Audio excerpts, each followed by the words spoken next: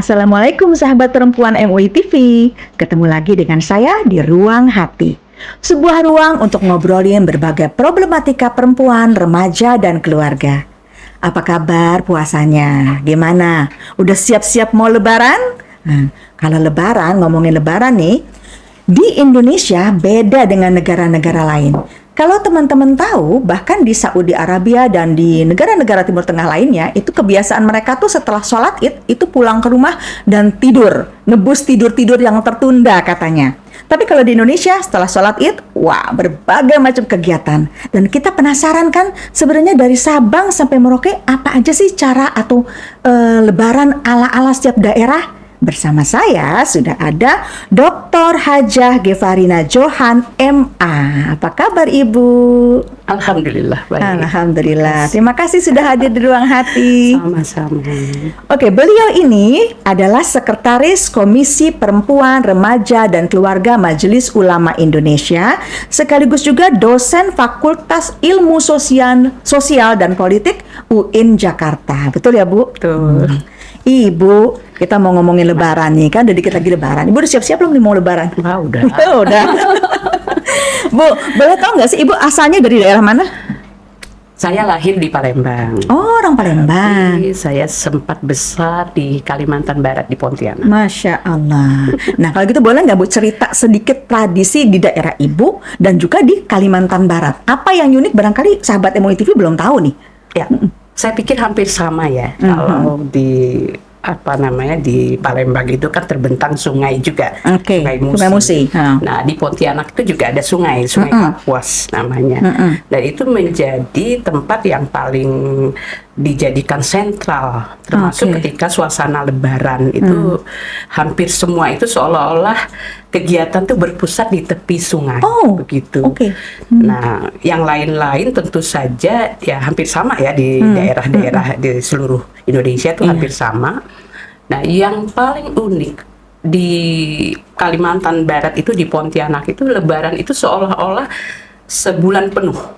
Oh, satu Syawal. Jadi puasanya sebulan, lebarannya sebulan juga nih. Dari satu Syawal sampai dengan 30 hari ke depan. Apa yang dimaksud bahwa mereka itu akan saling berkunjung ya, satu dengan yang lain berbalas gitu kira-kira. Nah, itu tidak sekedar datang salaman, tetapi harus duduk dan bercengkrama dalam suasana kekeluargaan. Nah, jadi nggak cuma numpang lewat ya? Enggak. Jadi beda kan kalau di kota besar salaman sudah selesai. Kalau di Kalimantan Barat tuh wajib berbalas. Dan itu merupakan sesuatu yang kaitannya dengan sisi-sisi batiniah ya. Arti silaturahminya kerap ya rasanya. Kencang. Makanan yang khas misalnya yang biasanya jarang kita temui itu pacri nanas. Jadi ada ketupat, ada kelengkapan dari ketupat, tapi pacri nanas itu menjadi sajian yang khas. Biasanya muncul dalam suasana lebaran. Oh, Masya Allah. Enak sekali, seger. Biasanya yang saya tahu tuh pacri itu dari terong, ternyata ada yang dari nanas ya? Oh, karena gitu. Karena di sana memang penghasil nanas kan daerah gambut, jadi penghasil nanas. Saya taunya malah nanas itu cuma dari Subang, ternyata dari Kalimantan juga ya. Nah kan baru tahu nih kan begitu. Ibu, kalau kita bicara soal lebaran, ya tadi kan Ibu cerita sedikit tentang Palembang dan Kalimantan. Bagaimana Indonesia ini kan begitu kaya nih dengan suasana lebaran ya. Sebenarnya keistimewaan apa sih yang diperoleh dari berbagai tradisi ini, khususnya di momen lebaran itu? Nah, kalau berbicara tradisi kan budaya ya. Nah, lebaran dalam konteks sosial masyarakat Indonesia pada umumnya di seluruh Nusantara itu adalah iman yang membumi dalam budaya. Apa yang saya maksud? Jadi ini dikaitkan dengan misalnya bagaimana sebulan penuh di bulan Ramadan setiap orang yang beriman berpuasa atas perintah Allah. Ya ayyuhalladzina amanu kutiba alaikumusiyam kama kutiba alal ladzina min qablikum la'allakum tattaqun. Artinya pada proses yang dijalani selama bulan Ramadan nah itu adalah sebuah perjuangan. Betul. Sehingga pada saat momentum lebaran ya seorang akan merasa bahwa dia mengalami kebebasan, Iya. kemenangan Betul. dari sebuah perjalanan perjuangan itu. Itulah yang kemudian saya mengatakan bahwa iman yang membumi, yang membumi dalam tradisi, Oke. dalam budaya. Jadi Lebaran juga tidak lepas dari konteks itu, Oke. gitu. Jadi sangat apa ya, terkait dengan bagaimana kita meresapi nilai-nilai agama. Jadi religius yang dibumikan, kira-kira seperti Masya Allah. itu. Ini saya tertarik sekali dengan ucapan Ibu, keimanan yang membumi. Wow, itu benar-benar mind blowing bagi saya tuh, benar-benar ya. Karena ini istilah yang dalam sekali gitu kan. Dan menurut Ibu, Filosofinya iya, dalam, ya. dalam sekali. Filosofinya dalam. Dan itu apakah artinya gini, setiap tradisi yang lahir di suatu daerah itu berarti peran agama itu juga ikut membentuk tradisinya ya? Iya. Jadi prototipe masyarakat Indonesia yang religius itu akan kelihatan juga dalam suasana merayakan Idul Fitri misalnya, tidak sekedar pesta-pesta, Oke. tetapi ada hal yang kaitannya dengan iman yang dibawa dalam kehidupan sosial. Nah itu yang menarik. Yang saya pikir tadi misalnya kalau kita bandingkan dengan negara Arab sekalipun, gitu Iya, ya, iya, berbeda sekali. Betul. Ketika kita berhari raya, itu ada hal-hal yang kita munculkan. Misalnya suasana bermaaf-maafan.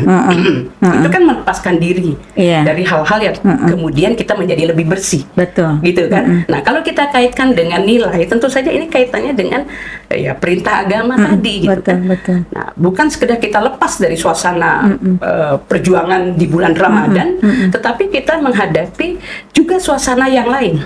Iya. Gitu. Misalnya ya bersih jiwa, Betul. gitu kan. Dengan saling memaafkan, kemudian kita muncul sebagai orang yang baru.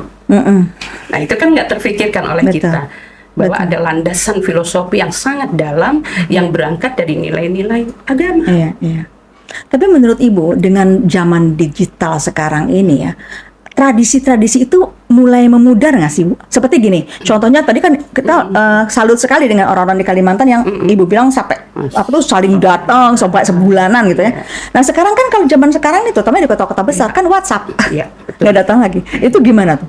Ya akan tergerus, ya. Tetapi mungkin akan muncul dalam suasana yang berbeda ya. Artinya tidak berarti kita kemudian pesimis Iya. dengan suasana itu, tetapi akan tergerus. Misalnya tradisi masyarakat Nusantara itu takbiran keliling, ya takbiran keliling. Apakah masih bisa dilaksanakan, gitu kan? Terus suasana Lebaran di mana orang saling memaafkan. Saling memaafkan itu tidak terbatas pada nukleus family. Iya. Ya, bapak ibu misalnya anak dan bapak ibu, tetapi rumpun masyarakat Betul. juga ikut apa ya dalam suasana di mana kita harus melepaskan ya kesalahan dengan saling memaafkan dan sebagainya, syarat dengan nilai. Nah, bagaimana kita nih? Karena gini, kalau mungkin orang-orang di angkatan Ibu atau angkatan saya, kita ini memang kepingin tradisi Lebaran itu selalu terjaga. Iya. Tapi gimana kita menerapkan itu kepada generasi muda? Ini kan generasi yang pola pikirnya udah beda kan. betul, Nah, betul. Gimana ya supaya mereka juga mau dong jaga tradisi ini gitu? Tapi Mereka itu harus punah nanti. Iya, tapi mereka harus kita berikan ruang untuk menjadi jembatan. Jembatan artinya sekalipun dengan berbagai perubahan itu tidak bisa melepaskan dari sisi nilai-nilai itu gitu kan. Mungkin dengan varian yang berbeda, mungkin dalam pemunculan yang berbeda, tetapi anak muda, generasi muda harus menjadi jembatan tradisi itu. Nah, Artinya- bagaimana caranya? Tentu saja kita harus melakukan transformasi dari sisi nilai-nilai Kita yang harus tadi, ngajakin ya. gitu. Kitanya nggak Iya. boleh cuek gitu ya. Nggak boleh. Oke. Gitu. Nah, Bu, saya membaca nih sedikit tentang Ibu. Kayaknya Ibu nih dari muda itu berkeliling ya dari daerah ke daerah, bahkan ke negara ya, Bu, negara-negara. ke Boleh nggak sih negara-negara. cerita sebenarnya tradisi Lebaran yang paling buat Ibu kagum tuh daerah mana dan kenapa? Iya, saya ini kan pindah-pindah Nah, ya. Di Pontianak, lahir di Palembang, besar di Pontianak, kemudian saya sempat juga hidup di Papua ya. Oh, Masya Allah. Di Oke. Jayapura. Nah, Cukup lama, 3 tahun sampai tamat SMP. Nah, justru di daerah yang katakanlah minoritas Islam Oke. gitu ya, kekuatan kita itu lebih kepada semangat keislaman. Sejak SMP pun saya sudah bisa, saya menjadi ketua remaja masjid misalnya. Dan mungkin tidak saya lakukan pada saat di Jakarta ya, di kota besar gitu, mungkin nggak akan punya waktu untuk itu. Tetapi dengan semangat keislaman yang sedemikian rupa. Nah, ketika misalnya menghadapi menyambut Lebaran, ya, takbiran itu kita gaungkan sedemikian rupa, dan bahkan kita jalan itu, padahal suasana Papua itu, Jayapura waktu itu ya pegunungan gitu kan. Nah, terpaksa kita jalan itu pakai obor malam-malam, dan kita kuat sekali. Gitu. Wah, itu takbir gitu ya. Nah, itu kan didorong oleh semangat sebenarnya. Gairah Islamnya tuh ya. Islamnya yang luar biasa. Saya ingin mengatakan bahwa saya menemukan Islam justru pada saat saya berada di Jayapura, di daerah minoritas. Itu kenapa Bu? Nah, ini asik nih. Kenapa tuh? Ya, karena kita merasa bahwa kita minoritas dan kita harus kuat, harus saling menguatkan. Nah, kohesi sosial di antara Muslim gitu ya, umat Islam misalnya, itu sangat kuat pada waktu-waktu tertentu. Itu kita membangun suasana agar kita merasa sama-sama merasakan misalnya Ramadan yang bermakna, kemudian merayakan menyambut Lebaran dengan suasana yang betul-betul tidak hanya sekedar gembira, tetapi ada motivasi yang harus terdorong gitu. Tapi penerimaan dari masyarakat lokal gimana saat itu? Ya mereka merasa aneh gitu, apa hanya membantu, apa hanya mandangin aja? Enggak membantu ya. Artinya ada toleransi, jadi tidak saling mengganggu. Ya mereka ikut juga menyaksikan gitu kan. Nah, kita jalan dengan semangat yang luar biasa, bertakbir gitu kan, dengan bawa obor gitu. Dan saya masih relatif, masih remaja waktu itu, tapi senang sekali gitu. Kita tidak merasa lelah ya. Kalau saya membayangkan sekarang saya suruh jalan dengan jarak seperti itu, ya rasanya kok nggak mungkin. Tapi artinya itu kan sebagai bentuk, seperti saya bilang, sebentuk syiar yang tidak langsung. Kan orang lokal jadi melihat itu apa sih? Kenapa sih mereka begitu gitu kan? Ingin tahu kan, bangkit gitu kan? Terus kalau sekarang kita mau ngomong, karena ngomong Lebaran kan biasanya nggak jauh dari kulineran, Ibu. Nah, itu kulinernya gimana tuh saat itu? Bisa bikin ketupat juga apa enggak? Itu wajib di mana-mana itu ketupat. Jadi ketupat itu adalah kuliner yang paling khas, yang akan muncul di Lebaran gitu kan, kira-kira begitu. Itu dari Sabang sampai Merauke? Sampai Merauke sama. Jadi kita akan memaksakan diri. Kalau kita hidup di luar pun itu seperti itu. Kita akan memaksakan bagaimana caranya supaya ketupat muncul dalam sajian, dalam suasana Lebaran. Itu Ibu tahu nggak sih sejarahnya ketupat? Kenapa sih bisa sampai wajib ada ketupat di Indonesia tuh? Nah, itu kan sebenarnya budaya tua Indonesia itu kan lebih kepada budaya Hindu gitu ya. Nah, itu adalah tradisi masyarakat Hindu sebenarnya membuat. Nah, itu yang saya bilang bahwa Islam itu dia masuk dalam budaya ya, sangat persuasif. Jadi ya selama itu tidak mengganggu dari sisi prinsip, mungkin baik-baik saja. Iya, betul. Kita lihat seperti tradisi yang ada di Jogja misalnya, itu kan juga sesuatu yang dikaitkan dengan budaya tadi. Jadi kita tidak menolak budaya, justru kita masuk dalam budaya, dan itu sangat positif menurut saya. Seperti di Jogja kan ada apa itu namanya gerbek syawal. Gerbek syawal. Saya ingin mengatakan bahwa antara situasi sosial itu terkait dengan juga relasi kekuasaan ya. Jadi di sanalah muncul yang namanya posisi secara politis, kedekatan antara raja dengan rakyat. Nah, ini kan luar biasa. Iya, betul. Luar biasa dikaitkan dengan keagamaan, kegiatan keagamaan itu luar biasa kan. Berbaginya juga dimunculkan dengan menampilkan gunungan misalnya. Nah, itu kan nggak terpikir apakah itu dari tradisi Islam gitu. Betul. Kan tidak. Tapi kan kita tidak kemudian menolak gitu kan. Itu kita tidak menolak berbaginya ya, dari gunungan, kemudian kepatuhan rakyat terhadap pemimpin gitu ya, dan sebagainya. Itu luar biasa menurut saya. Artinya selagi tradisi itu tidak mengganggu akidah, kita welcome. Ya kan? Betul. Seperti bagaimana Sunan Kalijaga kan juga dulu dakwahnya juga melalui tradisi kan ya. Wali Songo Wali Songo. Jadi bisa nggak sih Bu kalau kita bilang bahwa sebenarnya Lebaran tuh momen kebangkitan kita gitu kan? Kan artinya silaturahmi itu kencang gitu kan. Terus ada saya lihat di daerah, saya lupa tuh daerah mana ya. nggak tahu mungkin di Sumatera ya, yang kalau masak rame-rame gitu kan, ngumpul rame-rame menjelang Lebaran. Ibu pernah ngalamin seperti itu nggak? Jadi kalau masak tuh, ngumpul di tetangga rame-rame gitu. Itu kan suasananya luar biasa gitu kan. Iya. Nah, sama satu lagi Bu, tradisi sungkeman. Nah, Ibu mandang itu gimana tuh sungkeman? ini ya. Tradisi sungkeman itu adalah sebuah tradisi yang positif sekali ya. Jadi yang muda meminta maaf kepada yang tua gitu kan. Nah, itu juga berkembang ya di hampir seluruh Nusantara saya pikir. Tetapi misalnya tadi saya mengatakan tidak terbatas pada hanya keluarga kecil ya, tapi diciptakan juga di mana sungkem itu juga berlaku bagi rumpun masyarakat yang lebih luas dalam sebuah komunitas, misalnya kaum gitu ya, kampung dan sebagainya, dan itu terpelihara juga di Indonesia di hampir semua kawasan Nusantara saya pikir sama. Makanya kan ada halal bihalal gitu ya. Bahkan juga secara politis misalnya di institusi kenegaraan misalnya. Jadi dipelihara juga oleh negara ya dalam kaitannya dengan bagaimana Lebaran ini menjadi sebuah momentum penting untuk menciptakan tadi suasana. Jadi gini loh, dalam hidup tuh harus ada jeda memang. Nah, jeda itulah yang sebenarnya kita artikan bahwa ketika orang sudah lepas dari menjalankan ibadah puasa, nah ada jeda di mana orang kemudian merasa lebih bersih. Dan untuk melengkapi itu maka kemudian sungkeman itu menjadi sesuatu yang penting. Sesuatu yang penting. Dan itu tradisi yang sangat baik. Dan mungkin tidak kita alami ya di negara lain, betul. Atau tidak dikembangkan.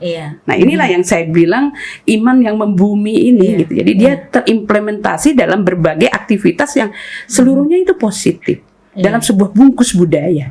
Dan itu positif. Dan jadi nggak salah ya kalau orang bilang orang Indonesia itu orang yang paling sopan santun, paling ramah, gitu kan. Itu kan sebenarnya dari tradisi juga ya. Nah, Islam datang untuk melengkapi akhlaknya. Tapi sebenarnya tradisi itu udah ada ya Bu di situ. Sudah ada. Kan kita itu bedanya ya. Kalau misalnya India itu kan tradisi kunonya justru tradisi Islam kan, budaya Islam kan. Makanya peninggalan-peninggalannya. Di kita yang berbeda itu tradisi tua kita adalah tradisi Hindu. Gitu loh. Nah, bayangkan kalau waktu itu Wali Songo masuk dan kemudian berbenturan dengan sangat keras, mungkin Islam nggak akan berkembang di Indonesia. Jadi Islam berkembang di Indonesia dengan sangat soft, ya, karena dibawa oleh para tokoh sufi ya. Nah, itu bedanya, gitu. Kira-kira begitu. Jangan tidak dengan suasana peperangan. Bu, kembali lagi nih karena kita sekarang suasananya lagi mau Lebaran. Kan biasanya nih, ini terutama ibu-ibu nih, mungkin ibu juga.